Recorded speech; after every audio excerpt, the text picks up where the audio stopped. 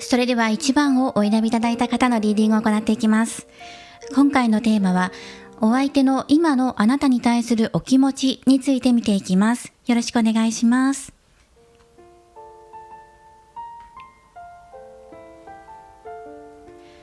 まずはルノルマンカードで、あなたとお相手に1枚ずつ今のテーマとなるようなカードを引いていきます。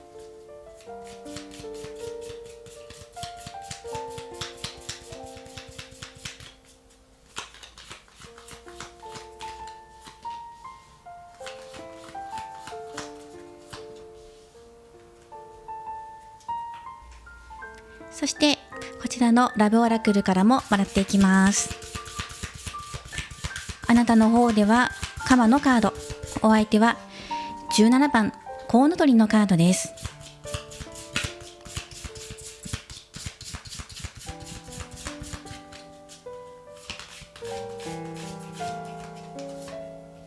今このお二人のテーマ、特にお相手の方として捉えていきたいと思います。1枚もらっていきます。この2枚をね見ていくと、あなたの中でお相手との関係において決めなきゃとか、何を自分が手にして何をここであなたが手放していくのかっていうのをご自身の中で考えていたり、どこか妥協点を見つけるとかね、これだけは譲れないものがあるとか、そういうところをきっちり線引きしたいなとかね、そういうことも考えているのかなと思います。そしてこちらのコウノトリと合わせてみると、お相手がどこかに行っちゃうんじゃないか、私を置いて遠くに行ってしまう、離れてしまうんじゃないかとか、ちょうど今これリアルタイムでご覧になっている方っていうのはこの年度末も挟んでいくので、この年度末の切り替えでお相手が少し遠くに離れてしまうとか、そのようなタイミングを迎えているのかもしれません。そうですね、その気持ちの切り替えだけではなくて、距離が離れてしまうからどうしようとかね、お相手と離れてしまう、特にお相手の方がどこかへ旅立っていってしまうような、そんな気もします。物理的な距離だけじゃなくて、心の距離としても離れてしまうような。でもお相手としては良いスタートなんですね。だからその春先、新しい職場へ向けて少し遠くに引っ越すだったりとか、そういうことがあるかもしれない。だから応援しなきゃっていうふうに思ってはいつつも、どこか寂しく感じているのかもしれません。お相手はこれ今自分の中で自分自身を見つめていて、自分にとって何が大事なんだろうとか、自分にとって大切なものは何だろう、何を大切にしていきたいのか、今自分が向かっていること、やっていること、取り組んでいることももちろん大切なんだけど、動いていく、行動するだけじゃなくて、自分の心の在り方っていうところもじっくりと見ている。ただ見ていて動かないとかではなくて、見ていきながらも自分の中で選び取ってる、選択している、自分にとって良いスタートを切るためにっていうところで、本当に自分の大切なものは一体何なのか、そこに今お相手が気づいて動いているのかもしれません。はい、少しねこのあなたのところのカマのカードを見ていると、あなたの中では心穏やかではいられないのかもしれない。または切り替えたことによって前向きにねお互い取り組んでいけるっていうような方もいるかもしれません。ではこの後タロットカードを使ってお二人の今後、そしてお相手の今のあなたに対するお気持ちっていうところを見ていきます。ではモダンウィッチタロットさんからもらっていきます。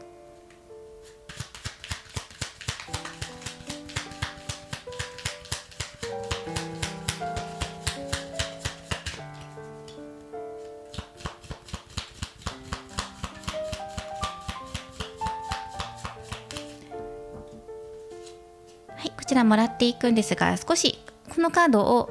寄せていきますね。お相手のカードなんですが、ここに置かせてください。では見ていきます。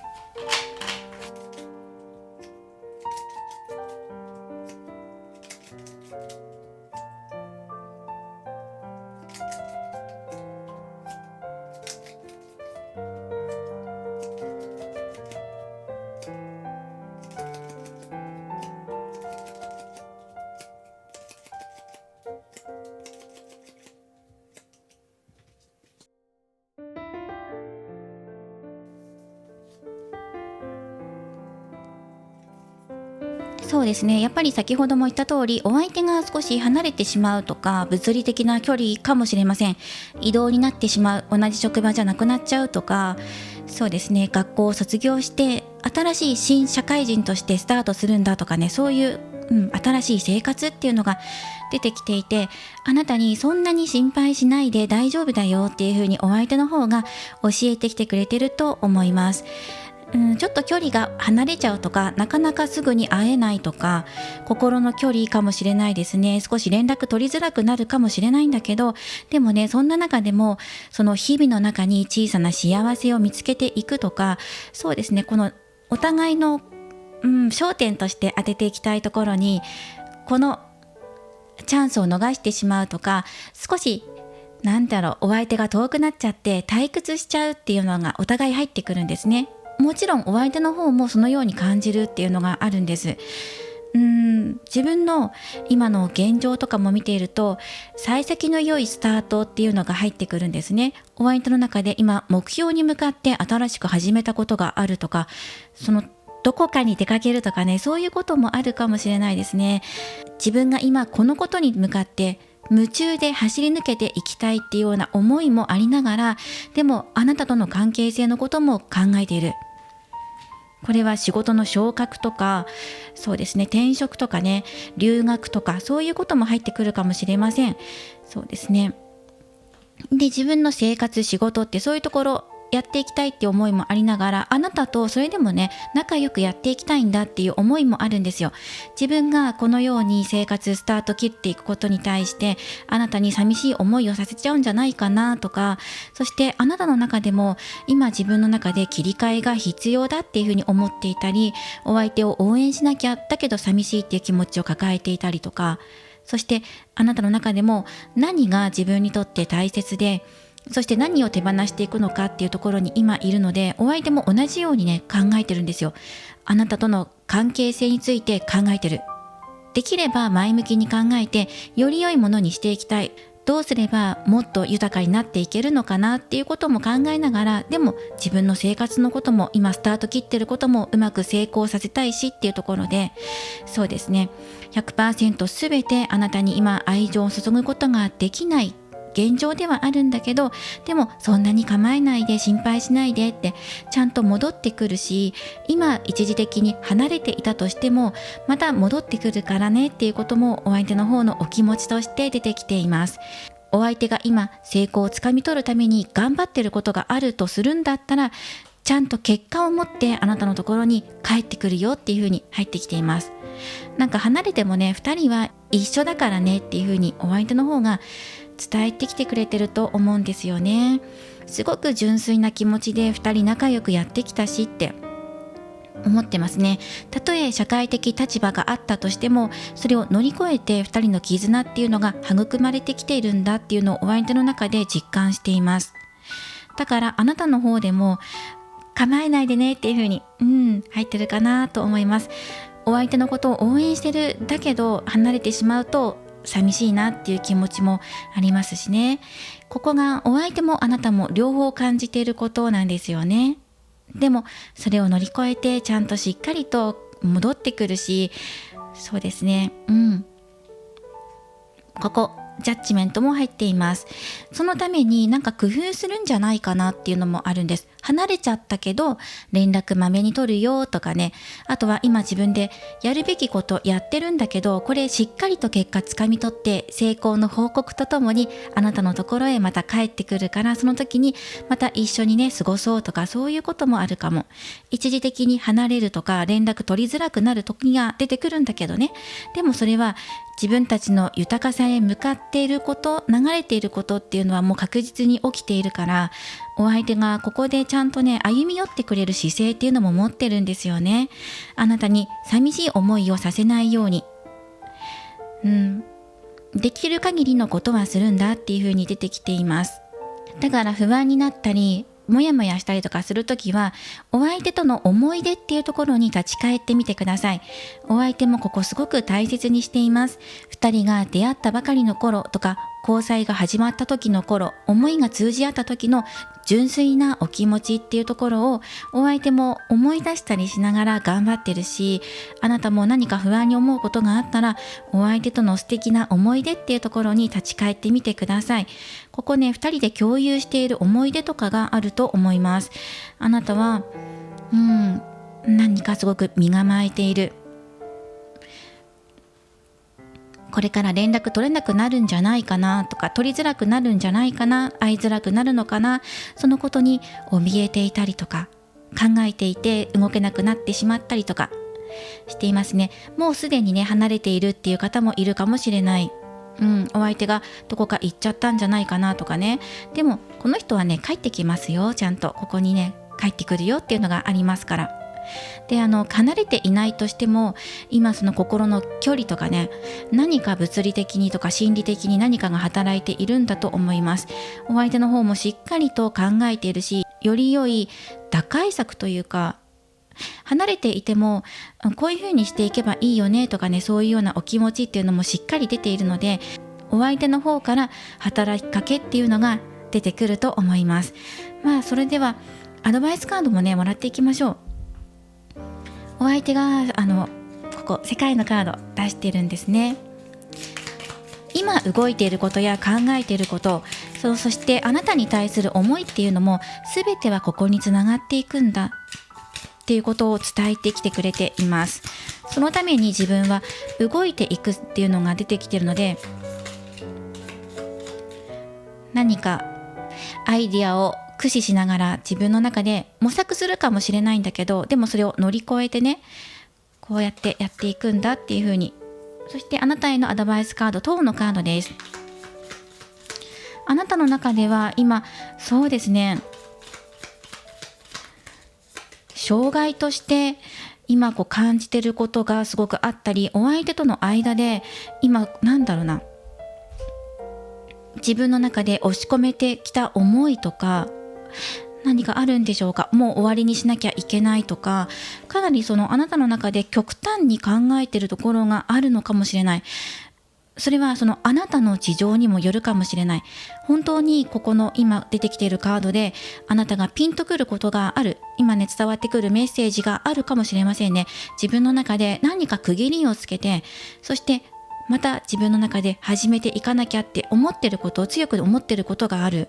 お相手とこれから一つになっていくためにはっていうことで、あなたの中でピンとくることがある方は多分そのことをこのカードが伝えてきてくれてるんだと思います。家族のこと、お家のことに関することかもしれません。ただしでもそうですね、お相手の方でかなりこの前向きなカードをいっぱい出してるので、どうしたのかなってあなたの方ですごく何か責任感を感じすぎていたりとか、重く受け止めすぎていたり、または逆に動けなかったり、何かを恐れて動けていなかったりっていうのがあるのかなと思います。何かお相手とのギャップっていうのを感じますね。すごく不安だって、あなたの中で迷いも生じてるのかもしれない。決めなきゃって思ってるんだけど決められない、分かってるんだけど動けないとか、どうしたらいいかわからないとか、もう終わりにした方がいいのかなとか、何か重い感じで入ってきますね。自分の中の心をぎゅっとね閉じ込めてしまっているような。でもお相手とじゃあ何かあったのかって言ったら、お相手の方はそのようなカードが出てきていないので、あなたの中の問題なのかもしれない。お相手との恋愛を進めていくには、まず自分の生活環境というか、ご家族のことだったりご自身のことについて何かっていうところがポイントで入ってきています。なのでタロットカードでもらっていきましょう。失礼しました。それはあなたの中の本音なのか、本音を言えないとかそういうことなのか、それともご自身の生活環境を今何か区切りをつけるというか終わらせるものがあるとかね。でもそれはかなり自分の中ではハードルの高いことなんだっていうふうにあなたが考えていること。カップの5番、そうですね、何か自分の中でひどく自分を責めてしまっていたり、落ち込んでいたり、失ってしまったものに対しての後悔っていうのが出てきています。または後悔したくないっていうふうに思っているか、失うのが怖い、それはお相手のことなのか、今自分の中で生活何か区切りをつけたり終わらせることによってお相手と離れてしまうんじゃないかとか、そのようなことがもう全面的に出てきています。だから緊張状態にあるのか、深く落ち込んでいるのか、気持ちが揺れていて安定していないっていうところが出てきています。中にはお相手のことを信じられないっていうふうに思ってしまっている方もいるかもしれないですよね。なので、じゃあどうすればいいのかなって、もしそのお相手のことで悩んでいるっていう方だとしたら、お相手の今のお気持ち見てください。あなたの方で出ているカードっていうのががっかりしているカードだったりとか、身構えているカードっていうのが出てきてるんですが、お相手の方はすごく純粋な気持ちとか明るい気持ち、仲良くしていきたい、もっと豊かになっていくためにどうしたらいいのかなっていうふうに取り組んでいることとかありますね。あなたとの関係性かもしれないですね。自分のために、自分たちのためにって今自分の中で考えて答えを出して動こうって、幸せに向かって動いていこうっていうふうに決めているのかもしれません。動くよっていうのも出てきていますし、明るい未来へ向かってやっていきたいっていうことが出てきています。それなのにあなたはどうしてそんなにがっかりしてるのかな、何をそんなに不安になってるのかなっていうふうに出てきています。かなりね、このギャップっていうのを感じますね。だからそのお相手のことで悩んでいるっていう方はここね、安心してください。ダメだったことがあってもここ復活していくし、またチャレンジしていく気持ちっていうのが大切だっていう風にカードの方が教えてきてくれています。お相手とあなたとそれぞれがまた共に向かって共に一つになるために歩み始めることで、2人の関係性っていうのが修復されていきますって。それでもしお相手のことじゃなくて自分自身のことで、またはご家族のことで悩みがあるっていう方については、それはあなたの中で何かね、区切らないとこの先進んでいけないっていうふうに強く感じているのかもしれないですよね。その方はお相手が力になってくれると思うんですね。2人で頑張っていこう、そのためにいろいろ考えて動いていく、うまく対処していきたいっていうふうに考えていますから、お相手のことを頼りにしていきましょうね。なかなかね、本音言えないとか頼れないとか、それぐらい今緊張状態にあるのかなっていうふうにあなたの方で出てきています。だからリラックスだよっていうふうにも出てくるんですよね。リラックスしてって、でもね、リラックスしてって簡単にできないよってなるかもしれないですよね。だからこそ本当は分かってる、自分でこれを終わりにしなきゃって、この思いなのか、自分の生活の中なのか、何かしら問題を抱えていることについて不安になってしまう思いの原因なのか、お相手との関係ではなくて自分自身のことなのか、それを今すぐどうにかしてって言ってもなかなかできないよっていうふうにあなたのところで出てきているし、じゃあそのね、取り組んでいくためにまずリラックスするのが大事だよっていう風に出てきても、なかなかリラックスする場所とか時間とか今あなたの中で想像つかないんじゃないかなって、そのような心理状況なんじゃないかなと思います。ゆっくりとくつろげるような場所、居場所っていうのもピンとこないし、そういう時間取ってねって言ってもなかなか取れないぐらい、なんか自分の中でいっぱいいっぱい気持ちが溢れているのか、緊張状態なのかっていうところで、どうかなっていうところがあります。アドバイスもらっていきましょう。そうですね、自分の心をね、癒してっていう風に入ってきますね。お相手との中で思い出、素晴らしい思い出、素敵な思い出っていうのもあると思います。そしてこのことも思い出していきながら、お相手を信じる気持ちっていうのを忘れずに、そして誰かを信じる、特に自分の大切な人を信じるんだったら、まず自分自身のことを信じてあげる必要があるっていうふうにオラクルカードでアドバイスが出てきています。本当のあなたの心の中の癒し、セルフケア、自分を癒すことで、今自分自身を明るく光で包んであげてっていう風にメッセージが届いています。本当は心の中の自分っているんですよ。優しくて明るくて素敵なあなたっていうのがいる。今そっとぎゅっと優しく抱きしめてって。今こんな感じ。今の大人になっているあなた、今現在のあなたがね、かなりカリカリしてるのか、不安になってるのか、身構えてしまっていて、将来先行きのことで不安になってるのか、自分自身の生活環境で今閉じ込められているような思いなのか、自分自身が身動き取れないようなね、自由になれないような、そんな苦しい、息苦しいような思いっていうのをすごくね感じます。だからこそ今自分の心を癒してって、自分自身を大切にすれば大切な人のことをもっと大切に思えるようになるよ。そんなメッセージが入ってきています。自分を今癒すこと、ここに集中してって。なかなかそこまでね持っていけない、どうしても受け取れないんですっていう方もいると思う。だけどここはあなたが動いていけばね、より豊かな関係性っていうのが出てくると思うので、だからあなたの中で願いって何っていうところをもう一度立ち返ってみて、今自分の生活習慣を整えて、何か区切りをつけるところを区切って、そしてお相手と統合するところへ向かっていくのか、気持ちを通い合わせていくのか、気づいてねっていう風なカードも出ています。本当にお相手の救いの手なのかもしれないし、あなたにとっての救いの手、何か出てきています。だけどそれを気づいていないのはあなた自身かもしれない。お相手に救いの手を差し伸べている、助けてって本当は言いたいのか、誰かに助けてっていうふうに言いたくても言えないのか。でもそれは自分自身を大切にすることで見えてくるものがあるよっていうメッセージが出ています。だからまず自分の心の中っていうところに注目してみてください。優しくしてねって自分に。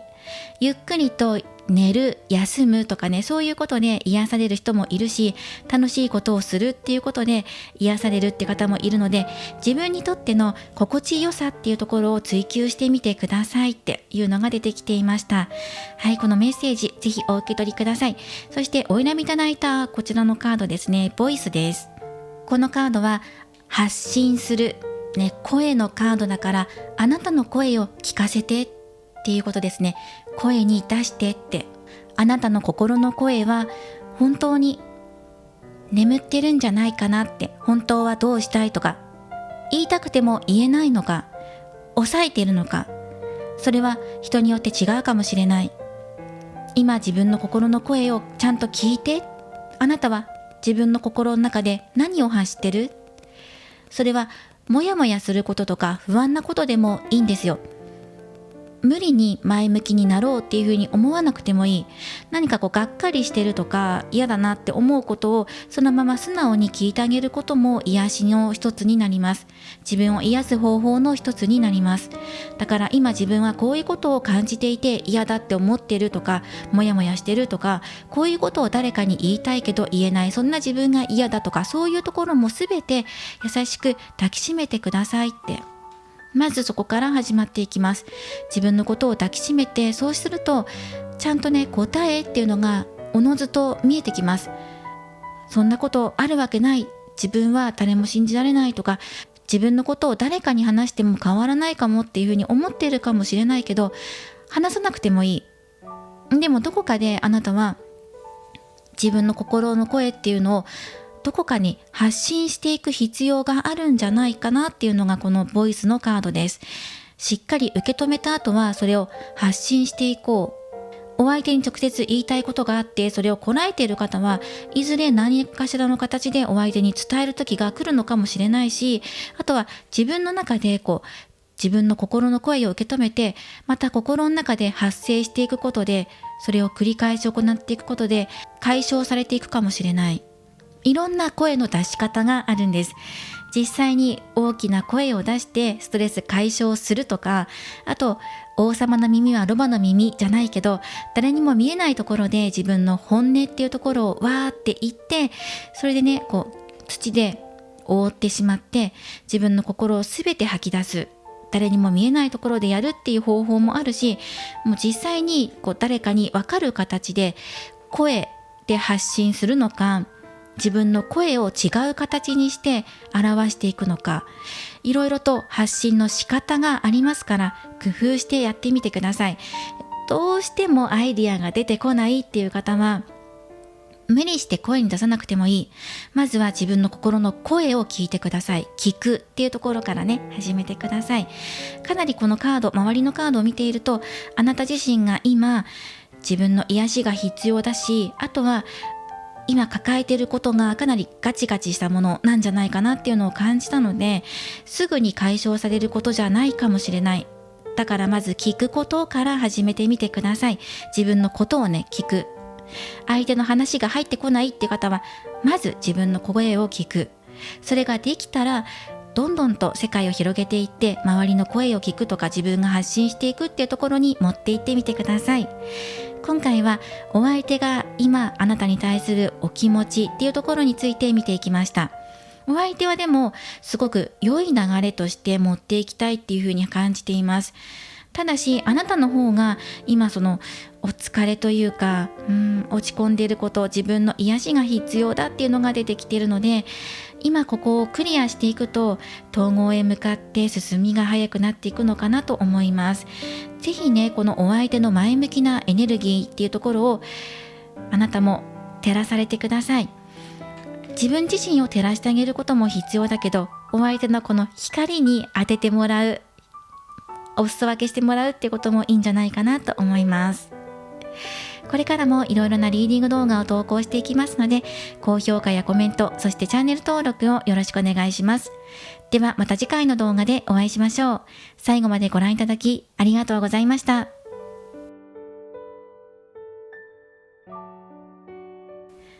それでは2番をお選びいただいた方のリーディングを行っていきます。今回のテーマは、お相手の今のあなたに対するお気持ちについて見ていきます。よろしくお願いします。まずはオラクルカード、失礼しました。ルノルマンカードを使って、今のあなたとお相手それぞれの、状況というか、お気持ちっていうところを見ていきます。何かテーマになるようなカードですね。1枚ずつ出していきます。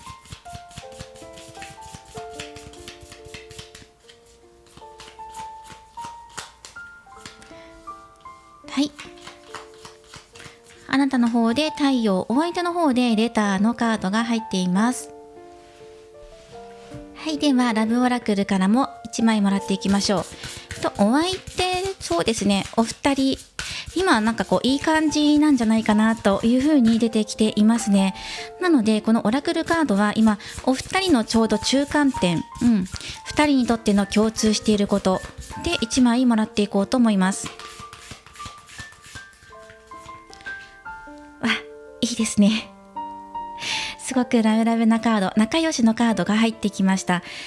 今近々デートの約束があるよとかね、そういう方もいるし、あともうお付き合いしていますっていう方もいる。今ちょうど交際スタートしたとかね、あなたにとってすごくハッピーな様子っていうのがもうすぐ感じられます。一緒にいて楽しい。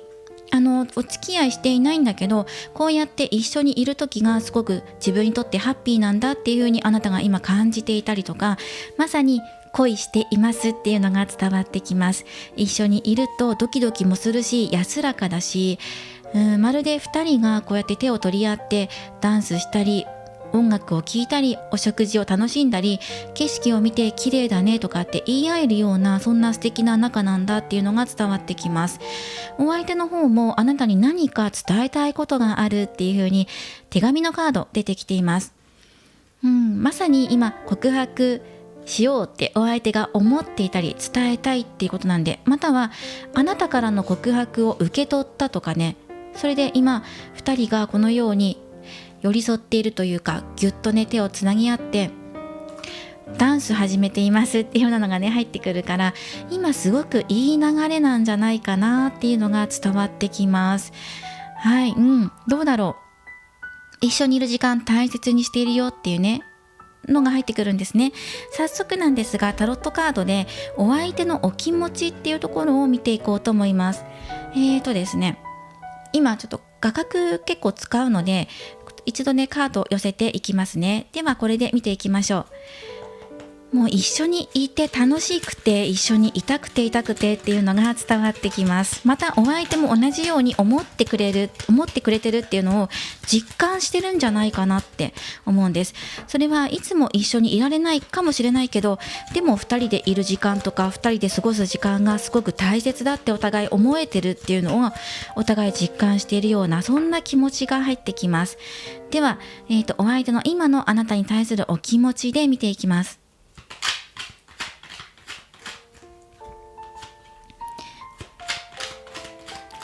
力のカード強いですね。はい、そしてカップのクイーン出していきましょう。太陽、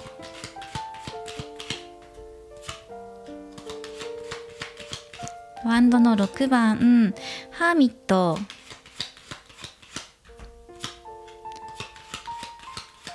ソードのナイト、カップの4番ジャスティス、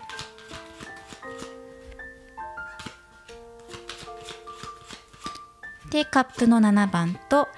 カップの6番っていう風に入ってきました。そしてちょっと待ってくださいね。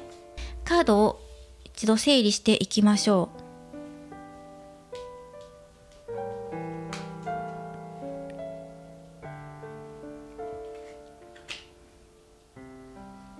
はい、こうですかね。ですごくね今状態がいいっていうのが入ってきます。少し前はね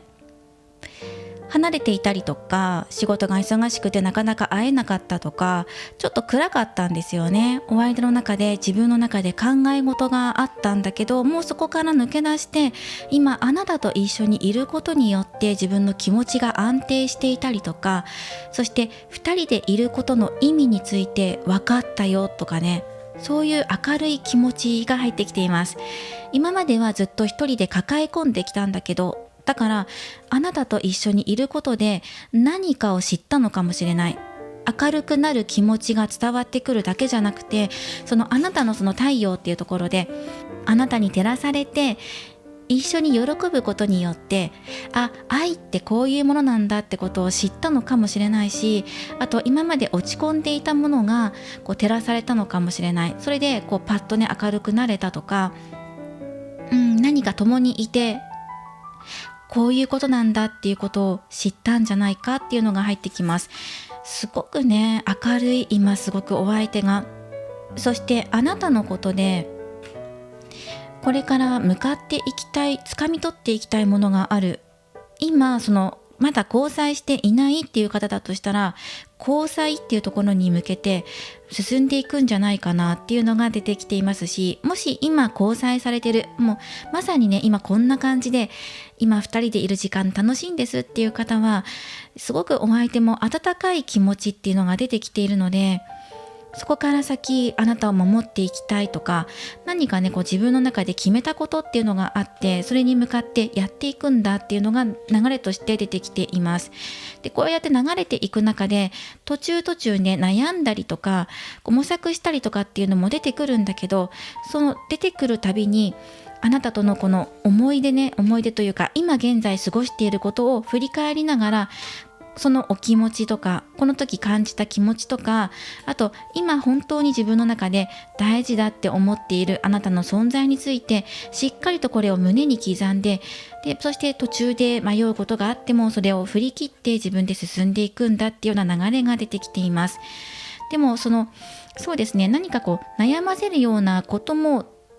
ちょっとだけね出てくるのかなと思います。すべてが順調に整っているわけじゃなくて、まだこれから対策していくことも少しだけあるんだって、気持ちがすごく盛り上がってるんだけど、現実見るとここ課題点みたいなところが見えてるのかなと思います、お相手の中で。だからただ盛り上がってるだけじゃなくて、しっかりと先を見据えていて、ここをしっかりケアしていって次へ行きたいとか、計画立てて乗り越えていきたいとか、少し駆け足になっているようなところもあります。なんか全然動けないとか、何かがあるから立ち止まってるとか、そういうことじゃなくて、この立ち止まっている原因になっているものっていうのをしっかりと見て、それを乗り越えていくんだっていうような気持ちが出てきています。そしてあなたのところにジャスティス、バランスもとっていきながらっていうところで、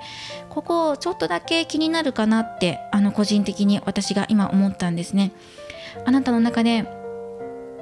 なんか今自分の中ですごくハッピーだっていう風に出てくるんですけど、ずっとねこのままで入れたらいいのになとか、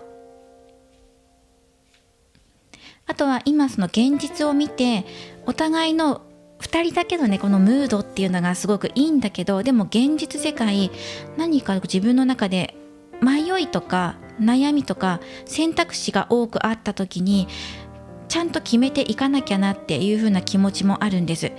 2人でいるラブラブな時間と自分の生活スタイルとか、このあたりのバランスもしっかりと見極めてやっていかなきゃなっていうようなところもあるし、それだけじゃなくて2人の関係性を進めていくんだったら、ここ何かね通していかなきゃいけないものが自分の中であるとか、2人の間であるんだよってことが強くね、ここあなたが言いたいんだっていう風に出てくるんですね。何かと戦っているとか、あとはなんか自分自身と戦うというよりは、お相手と一緒にっていう風に出てくるかなと思います。2人で一緒に今取り組んでいかなきゃとか、乗り越えていかなきゃいけないことあるよねっていう風に、絆っていうのはすごく感じてる。だけど2人で今外の世界を見て、ここを正していかなきゃなとか、ちゃんと目を向けて向かっていかなきゃいけないことがあるとかね、そういうのを共有してるんじゃないかなと思います。障害といったら障害になるかもしれない。今でも障害、すごく苦しい障害というよりは、2人の絆を持って乗り越えていこうっていうような、すごく前向きな気持ちっていうのが出てきています。強い気持ちですね。だからちょっとの困難があっても決してへこたれなくて、粘り強く2人で取り組んでいく、2人でね取り組んでいくんだっていうような強い思いがあります。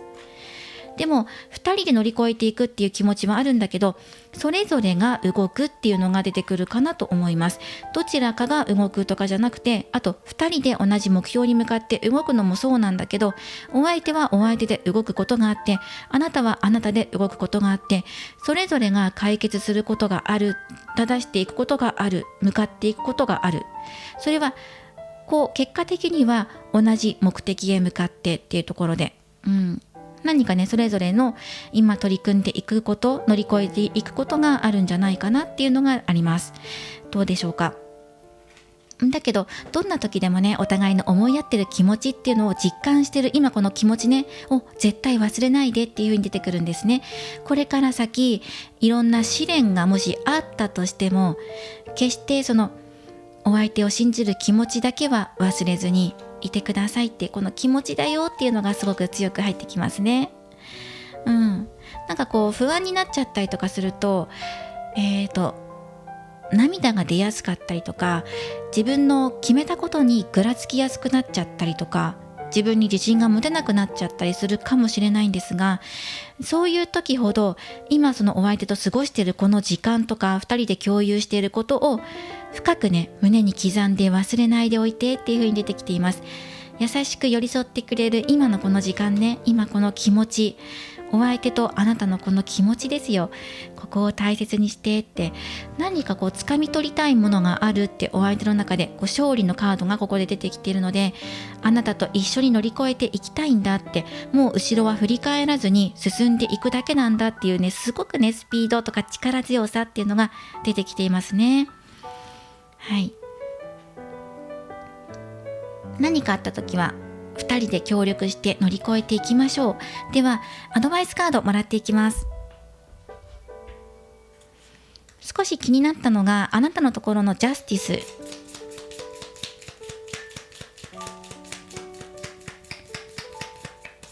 ジャスティスで1枚もらっていきましょう。盛り上がって楽しくてって愛満ち溢れていて、だけどその愛っていうところから現実っていうところに目を向けた時に、今その現実どうなってるかなっていう風に出てきてるんじゃないかなって思います。それぞれが。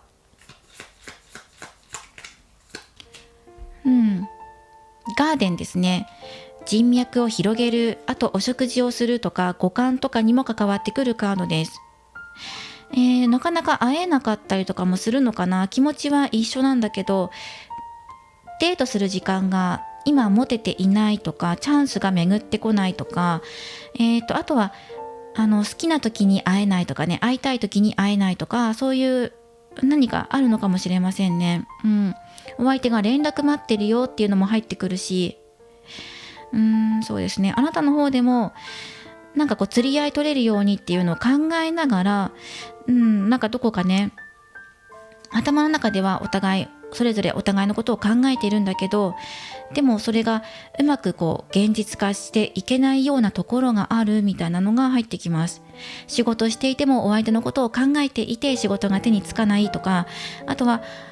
連絡ね早く来ないかなっていうことをお互い考えていて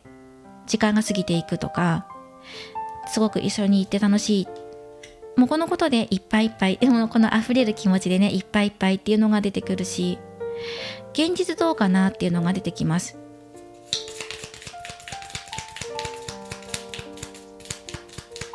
でもお相手が言いたいことってこれじゃないかな、ここの辺りじゃないかなって思います。この辺りですね。ここです。2人で過ごした時間、楽しい時間とか本当にあるんじゃないのかなって。これをすごくお礼を言いたいっていうか、感謝をしたいとか、あなたに救われたってことを伝えたいのかもしれないし、何かあった時もこのことを思い出してっていうのを強く言っています。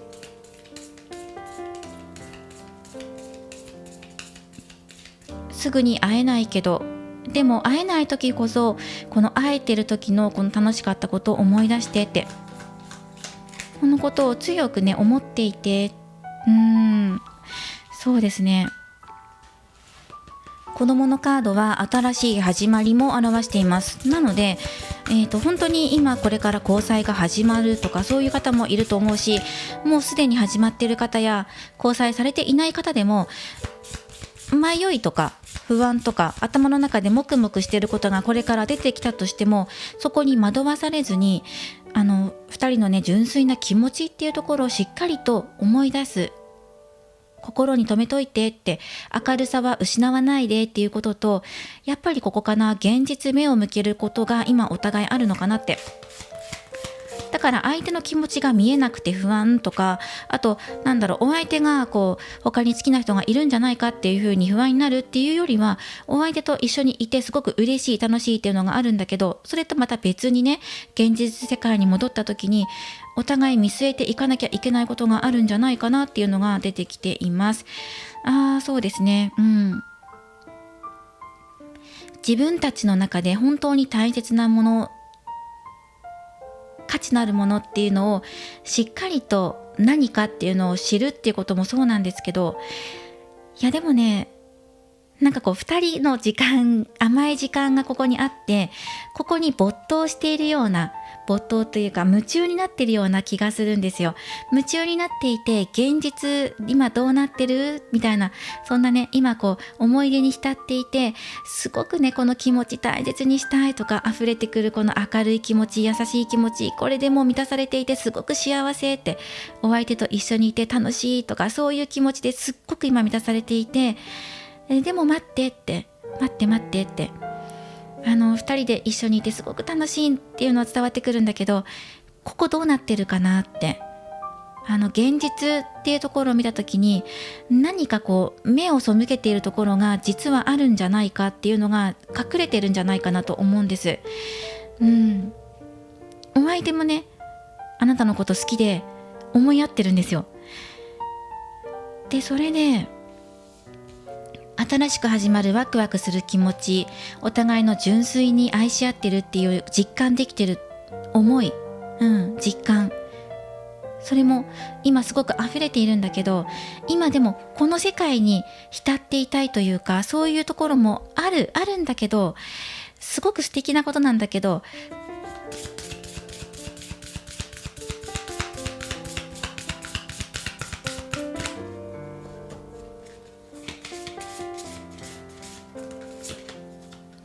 自分のことを癒す、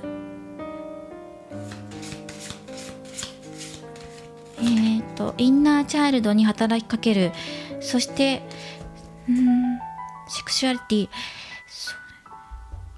どうだろうか。ちょっと待ってくださいね。タロットももらっていきましょう。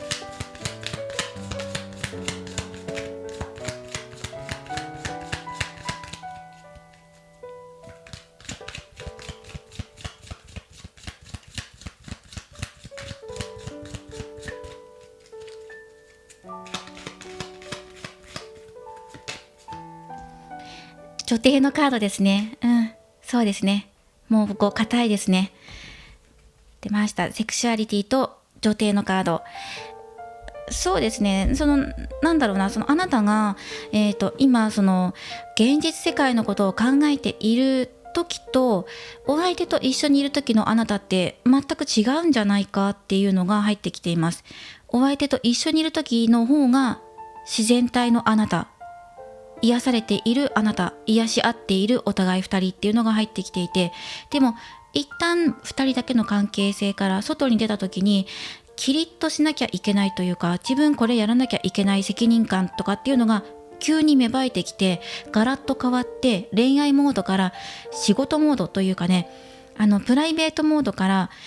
そうですね、なんかこう外行きというか、そのような切り替えていかなきゃっていうところが出てきているので、ここだけすごく気になるんですね。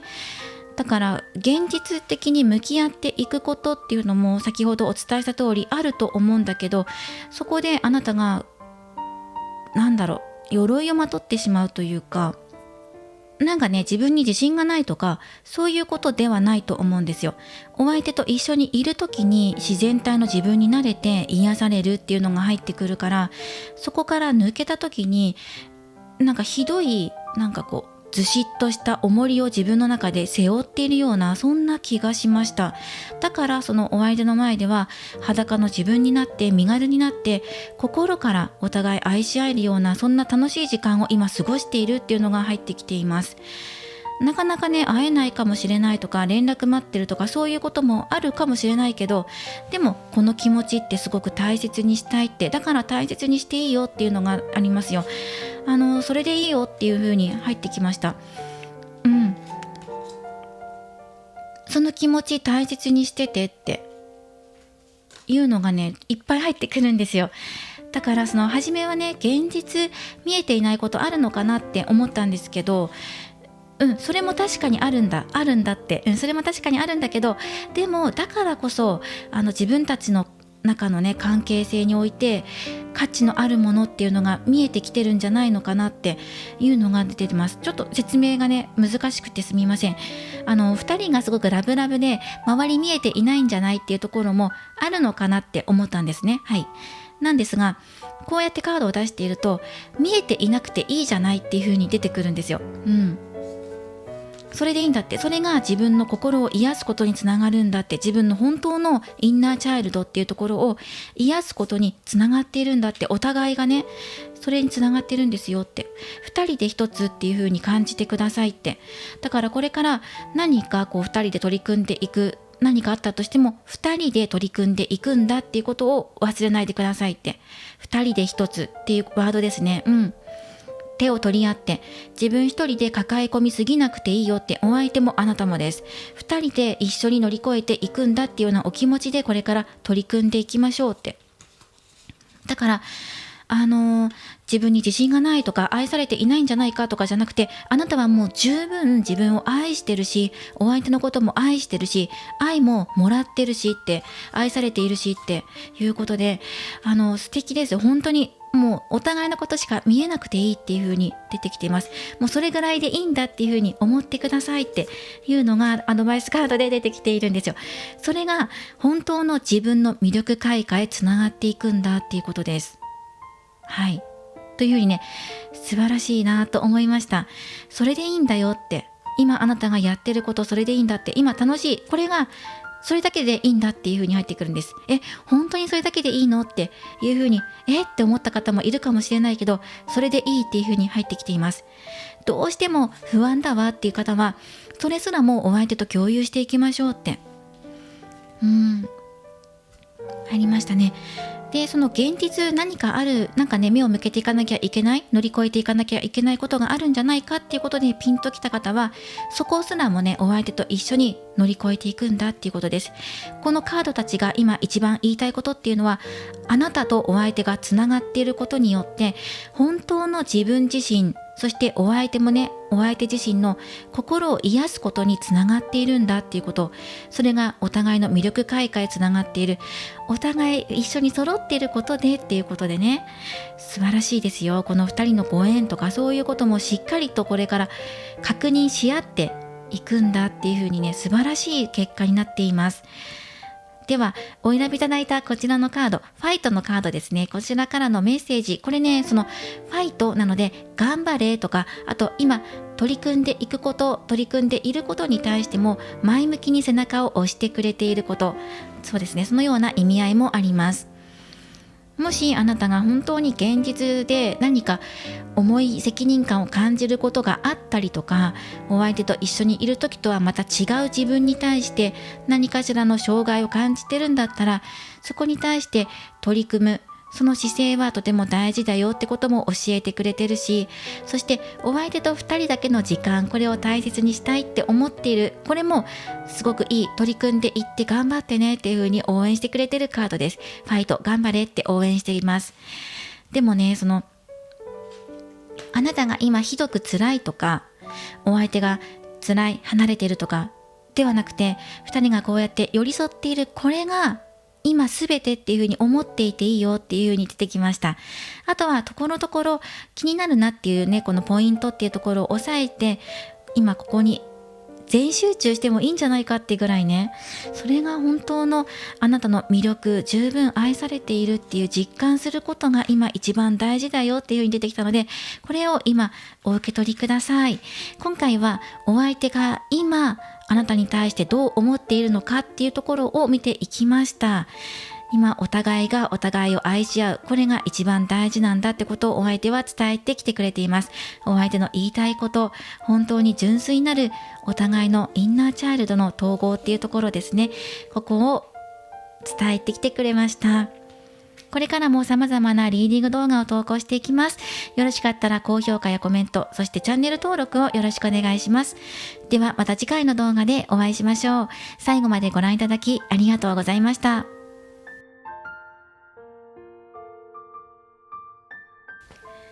それでは3番をお選びいただいた方のリーディングを行っていきます。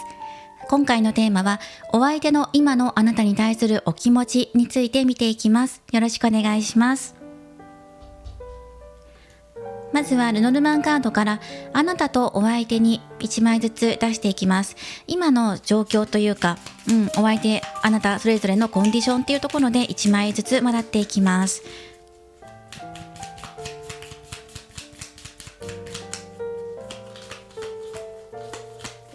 まずはあなたの方にツリーのカードです。そしてお相手の方なんですが、アンカー、怒りのカード。なんかこうしっかりしたものっていうのがそれぞれから感じることができます。そうですね、今このテーマとして1枚ずつ出しているので、あとオラクルももらっていきましょう。こちらのラブオラクルから、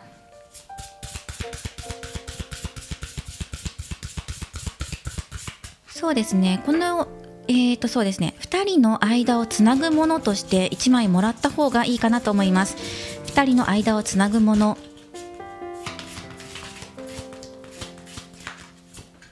はい、そうですね、セルフリスペクト、今2人をつなぐものとして、自分軸っていうところがお互いしっかりしてるんじゃないかなと思います。で、これからそのお相手の今のあなたに対するお気持ち、タロットで出していくんですね。それを踏まえてみたいなと思いました。でも今お互いがそれぞれ自分の軸っていうのがしっかりあって、あなたもちゃんと根付いていると思うし、お相手もしっかりとここね、怒りのカードで固く信頼しているものとか、お互いが信頼し合っているっていうのが伝わってくる。それはそのお互いを信頼している気持ちもそうだし、自分自身も信頼しているから、しっかりと自分のこと揺れることなくね、今、固い意志があるとか、強い意志があるとか、今自分たちの進むべき道、自分自身の進むべき道がしっかり見えているからなんじゃないかなっていうのが伝わってきます。今そのように感じるんですが、テーマとしてはね、お互いの軸っていうところなんじゃないかなと思います。あとはそのお相手の今のお気持ちっていうところを出して照らし合わせて見ていきたいなと思います。では見ていきましょう。そうですね、揺れているのかもしれないしね、その軸っていうところがテーマです。ではモダンウィッチタロットさんから見ていきましょう。お相手もあなたもね、そうなんですよ。2人をつなぐもの、2人の道、自分たちの道を信じていけるのかどうか、すごく信じてるよっていう人もいるでしょうし、今それが見えづらいなって、ガイドが必要だっていう方もいるかもしれないんですが、テーマとしてはそうですね、お互いのそれぞれの軸です。ではお相手のお気持ち見ていきましょう。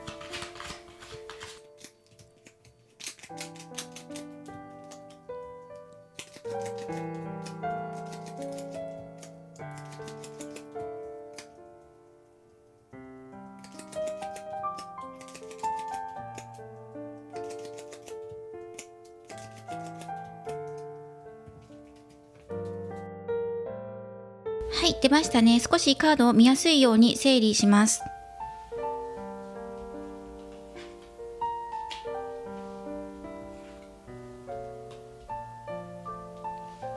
はい、安心してください。すべてはうまくいきます。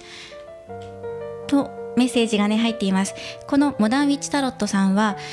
このソードの10と絵柄が同じカードがあるんですね。ソードの10ともう一つが Everything is fine で大丈夫、すべてうまくいくっていうメッセージのオリジナルのタロットカードがここに1枚入っています。それがこのポイントのところに入ってきました。まずお相手、そしてあなたの間によって過去お互いの信頼関係が揺らいじゃうようなことがあったりとか、喧嘩だったり、お互い傷つけ合ってしまったり、または健康状態が損なわれていた、何かねメンタルが崩れていて、ご病気か何かで辛かったんだとかね、そういう過去が出てきています。だけどもうそれは終わって、もう大丈夫、すべてはうまくいく。それはその健康状態だけじゃなくて、絆とか信頼関係とか少しね崩れてしまうようなことが過去あったんだけど、もうそれは終わりを告げて、今新しい世界を迎えようとしているし、もう迎えてるって方もいるかも。もうすでに切り替わっている。大丈夫、安心してって。どんなに辛い過去があっても、それを乗り越えて新しい明日へ向けて、もうすでに物事は動き始めています。お相手を信じて大丈夫、すべてはうまくいく。二人の信頼関係は回復する、もしくはより強固なものになって、お相手が率先して動いてくれるから、お相手に身を委ねてっていう風に入ってきました。今あなたの中で崩れ落ちる何かっていうのを経験した方多いんじゃないかなと思います。タワーのカードです。タワーのカードもたくさんの意味はあるんですが、でも一度崩れることによって新しいものが生まれる。それは大きな痛みを伴うことだったと思う。大きな衝撃を伴うことだったと思う。でもそれがあったからこそ、今大丈夫、すべてはうまくいくんだっていうね、そのようなメッセージも入ってるんですよ。たくさん剣が刺さっていて苦しかったですね。タワーが出てきていて、崩れ落ちていって、どうしようって、ソードの3番が出てきていて、胸を貫く思い、もう立ち上がれないかもって、そんなことを経験した。でもそれを乗り越えて、今日が昇っていくんだって、これから先はこのように日が昇っていって、お相手があなたをしっかりと守ってくれます。だから全てうまくいくよっていう風に出てるんですね。もう今お相手は動こうとしているし、結果っていうのをつかみ取っています。何か固い意志っていうのを感じますね。これからしっかりとあなたを守っていくんだとか、過去いろいろあったとか、あなたの方で苦しかったとかね、そのようなこと、苦しい思いを経験している。それはお相手が原因だったのかもしれないし、お相手じゃなくてあなた自身の生活が苦しかったのかもしれない。でもね、お相手も心を痛めていたから、二人にとって苦しいことがあったんだって。それは大きなことだったと思う。だからこそ、あなたをしっかりとこれから支えていきたい、守っていきたいっていうのがすごく強く出ています。これからお互い自由になっていけるのかどうか、お相手もそうだし、あなたもそうだし、今以上にね、自由になっていけるのかどうか、何かにとらわれていたりとか、それはネガティブな思いとか、もうなかなか抜け出せなかった過去かもしれない。でもそこをきっぱりと断ち切って、これから新しい世界、新しい未来へ向かってお相手が誘導してくれるから、身を委ねてください。回復していきましょう。っていうのが伝わってきますね。そのお相手のまず心理状況っていうのを見ていきましょう。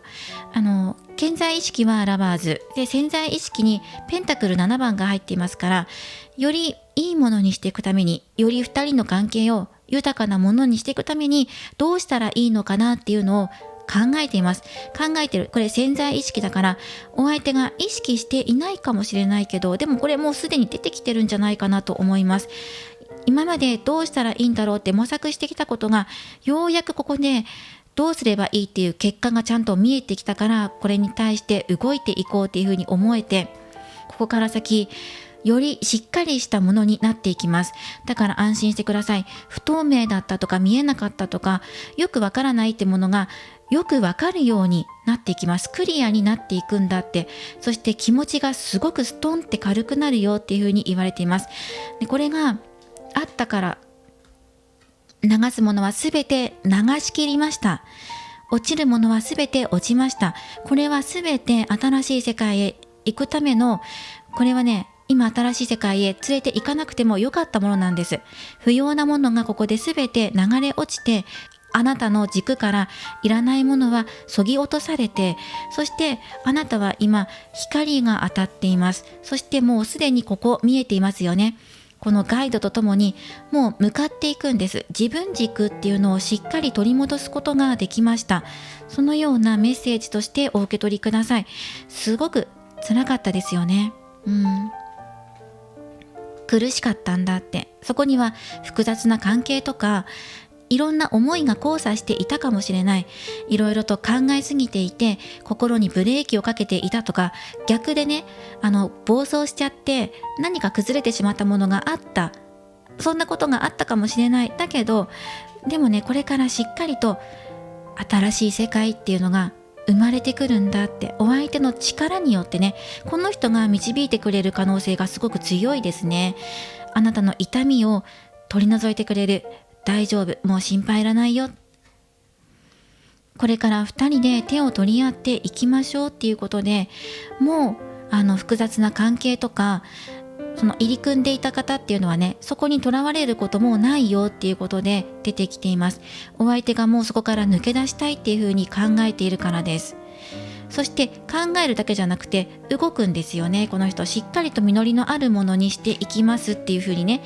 かなり強い意志とか行動力とかそういうものが出てきています。動くだけじゃなくて、その後もきっちりと結果残していきますよっていうのが出てきているので、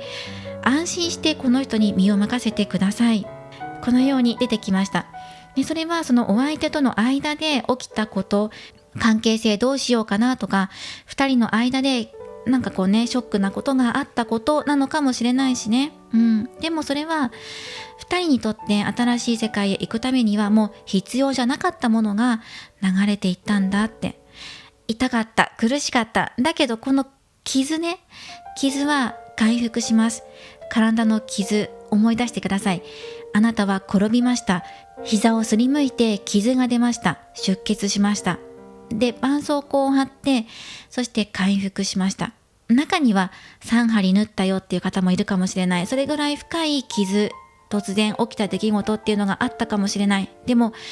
ちゃんとね、傷は回復して、新しい皮膚が再生されて、そしてあなたはより歩きやすくなっていくんですっていうのがもう出てきています。辛かったですよね。大丈夫。すべてはうまくいく。その言葉とともにノルマンカードから好転メッセージもらっていきましょう。もうお相手はこれから動くし、意志もしっかり固いし、支えていきたい、守っていきたいって思いが強く出てきています。もう約束してくれると思います。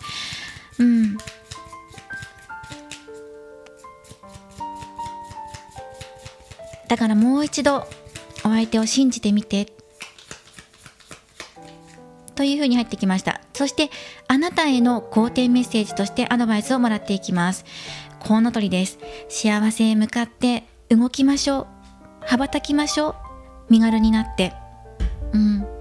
考えていることとかわからなかったこと、苦しかったことからもう抜け出して、ここですね、自分軸っていうのを取り戻していきましょう。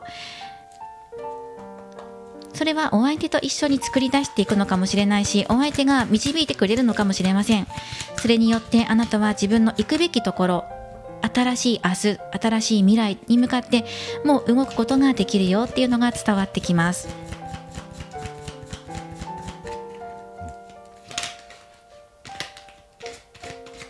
コウノトリは幸せに向かって羽ばたく、または幸せがあなたの元へ運ばれてくる、そのようにお受け取りください。そしてペンタクル2番ですね。これから2人で形にしたもの、そうですね、それが順調に流れていきます。なんか苦しかったなとか、崩れちゃってどうしようって、もう、泣いたと思う。泣いて心も深く傷ついたと思う。でもそんな自分も受け止めていくことができるし、お相手も受け止めていくことができる。その相手のことを信じられなかったとか苦しかったっていう方は、もう一度お相手を信じようとか、また新しい気持ちで新しくこれからスタートさせていこうっていうようなお気持ちにうまくあなたも乗っていけるよっていう風に出てきています。ではラブオラクルからももらっていきましょう。うまくいかなかったことがうまく流れていくようになる、循環が良くなっていく、滞っていたものが流れが良くなっていく、そのようなアドバイスカードが出てきています。だから良かったんだって、今はすごく辛くて何が良かったんだろうってすごく思うかもしれない。だけど後々ね、これから先近未来になった後に良かったんだっていうふうに思えるよっていうふうに出てきています。お相手と手を取り合えてよかったって、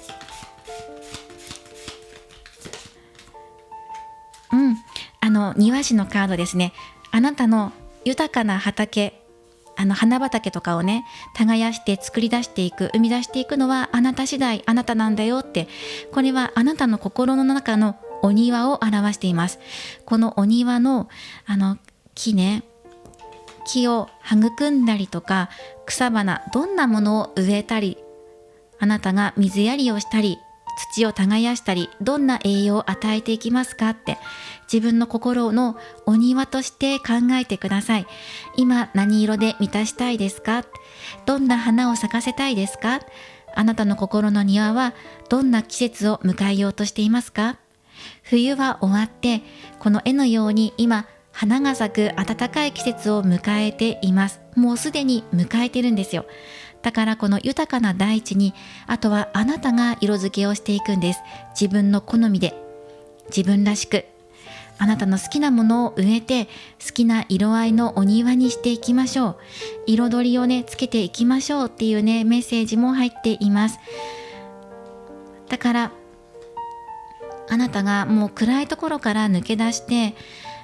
ここはもう経験した、辛いことはもう経験した、あとは重い荷物を手放したので、重い感情を手放したので、明るくなって身軽になって、これから幸せへ向かって、明るい色へ向かってあなたが動けるようになるんだよっていう風に伝わってきます。ぜひこのメッセージもお受け取りください。もうね、そのお相手っていうところが強く出てきているので、このお相手が誘導してくれると思います。ここにいるガイドですね。これがお相手だと思います。はい、ということで、今そのお相手が思うあなたのお気持ちっていうところを出したんですが、守りたい、導きたい、これから自分の力であなたを導いていきたいっていうのが強く出ています。大丈夫、すべてはうまくいく、これから全てうまくいくんだっていうのを信じてっていうのがね、出ています。この2枚ね、どちらも信頼っていうのを表すカードなんですよ。だから2人にとってのテーマとしては信頼、そして自分の道を信じる、自分自身を信じる。この3枚が初めのテーマカードでした。では、お選びいただいたオラクルカードからもメッセージをもらっていきましょう。こちらのカードはコネクティビティです。つながりとか、つながるために行動するという意味のあるカードです。そうですね、関係性を築く、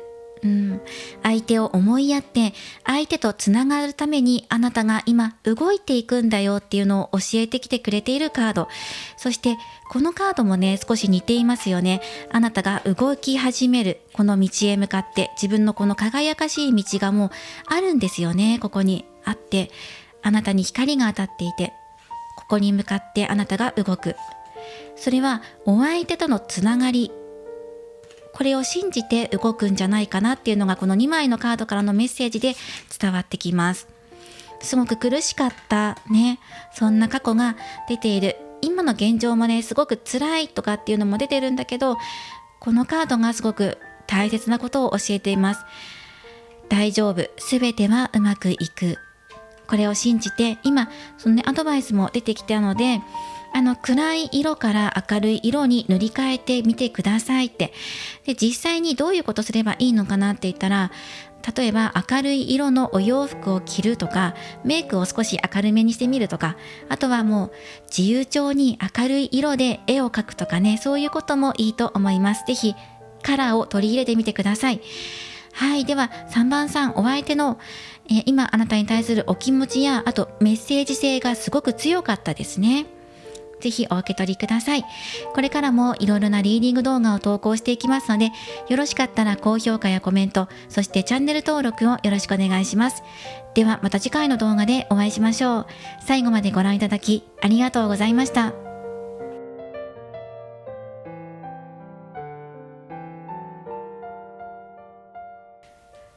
今回のリーディングは以上となります。お相手の今のあなたに対するお気持ちについて今回見ていきました。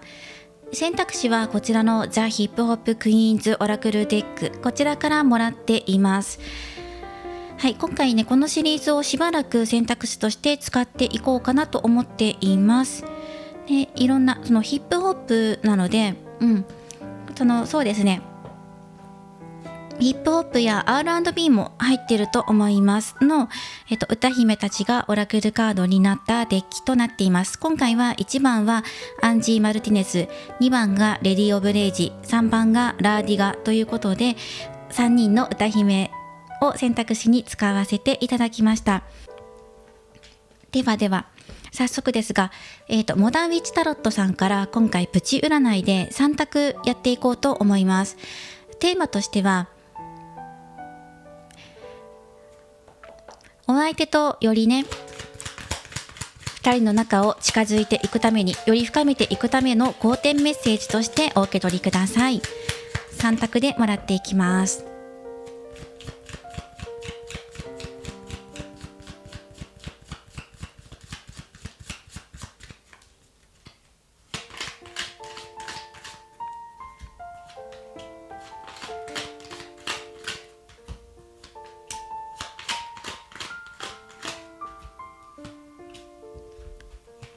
はい、ではこの3枚でもらっていきましょう。左、真ん中、右として、お好きなもの1枚お選びください。直感で構いません。選択肢とはまた別に好きなものをお選びください。はい、ではお選びいただいている間に少しだけお話ししましょうか。今回のお香はこちらフランフランで購入しました。こちらのティーインセンススティック、ホワイトティーの香りです。このお香を使ってみました。はい、可愛いですよね。ということで、では早速見ていきましょうか。お選びいただいたでしょうか。早速、では今回は真ん中をお選びいただいた方から見ていきます。2人の仲をより深めていくために、ワンドの10です。あまり緊張しすぎずにね、オーバーワークのカードが入っています。思い詰めすぎないでねっていう風に入っていますね。今自分の中で苦しさを感じていたりとか、またはその苦しくないんだけど、すごく今気合入っているのかもしれません。気持ちというか、あなたの熱量がすごく高まっている状態で、それがいずれ抱えきれなくなる可能性があるので、今のうちに対策取っておくといいかも。どんな対策がいいのかって言ったら、少しだけこのワンドを手放すのがいい。気持ちを少し分散させるといいかもしれません。お相手に今一点集中しているのかもしれないので、そこから少しだけその情熱を他へ分散させていくのがいいんじゃないかなっていうのもありました。働きすぎだよっていうことなので、お相手にアプローチすごくね集中的にやってるなっていう風にって思っている方は、その情熱を一本だけね、このワンドの木の一本だけを仕事に向けてみるとか、2本ぐらいは自分磨きにしてみるとかね、自分の新しい趣味に使ってみるとか、そういう風にしていくとうまいバランスが取れるかもしれません。では次、左をお選びいただいた方です。はい、こちらもワンドですね。ワンドの5番です。なんかね、スケバンカードですよね。このスケバンカードです。そうですね。いろんな、これもね、エネルギーがたくさん交差していて、でも今そのお相手との仲を深めるためにっていうことなので、そのお相手との関係性にもよるんですけど、今お相手と喧嘩してるとか意見ぶつかり合いしてるっていう方だとしたら、それをうまく収束させていくのがいいと思います。でも今何もないよって、お相手と仲良くやってるよっていう方は、自分磨きをしていくといいと思います。そしてそれはお相手を巻き込んでの自分磨きがいいんじゃないかなと思うんですよね。一緒にボディメイクして健康的になろうよとかね、そういうのもいいと思う。同じ趣味を始めようとか、お互い競い合うスポーツみたいな感覚で、お互いを高め合うようなことをしていくといいと思います。では右をお選びいただいた方、今2人の仲を深めていくためにペンタクルエースです。いいですね。ラッキーチャンスが到来します。ぜひそのチャンスをつかんでください。あなたの中で計画していることを実行する時がやってくるのかもしれないし、もうすでに動いているものが実りとして返ってくる。あなたが受け取るのだと思います。お相手の方から働きかけてくれるのかもしれない。受け取りましょうっていうのがありますね、これ。あとは時間を大切にしていきましょうとか、約束しましょうっていうこともそうだから、お相手からお誘い来たらいいよっていう風にね、やってデートするっていうのもいいと思います。そのためにもスケジュール空けておくとか、そうだな。でも大丈夫。なんか対応とかしなくても、あなただったらきっとね、受け取ることができるからねっていうのも入ってるから、嬉しいことがあるなっていう風に感じといてください。いいですね。では今回はこのように3つね、分かれていきました。皆さんどれをお選びいただいたでしょうか？よかったらコメント欄に記載してください。では今回はここまでとなります。本日も最後までご視聴いただきありがとうございました。また次回の動画でお会いしましょう。